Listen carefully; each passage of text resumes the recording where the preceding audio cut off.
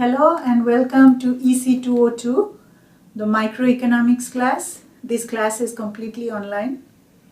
I wanted to take this time to introduce myself and to also say a couple of things about the course.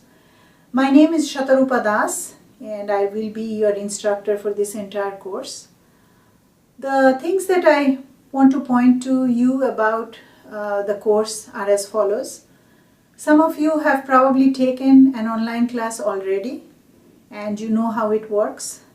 But those of you who haven't taken it, there is no need to panic. It runs very smoothly. I want to assure you of that. This week your task would be number 1, to go through the syllabus very carefully. It is going to tell you about all our policies in the course, including the exam policies and all the assignments that you have. So always keep your syllabus handy and make sure you follow it every week.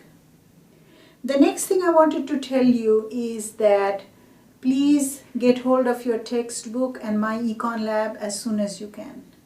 My Econ Lab is a requirement this semester for you. Why do we need My Econ Lab? We need My Econ Lab to do a lot of practice, and also all your homework will be assigned on My Econ Lab. EC 202 is a little bit more difficult than EC 201, and so you need a lot of practice, and My Econ Lab has practice quizzes as well as study plan that should help you to navigate very well. The other thing is that try to spend some time this week navigating Blackboard. There are lots of Blackboard video tutorials that you can see. It's actually linked to your class page. Make sure you see the Blackboard tutorials and you know how to navigate Blackboard. Say for example, how to look at your course email, or to look at announcements, or to take tests, or to look at your grade book and things like that. Please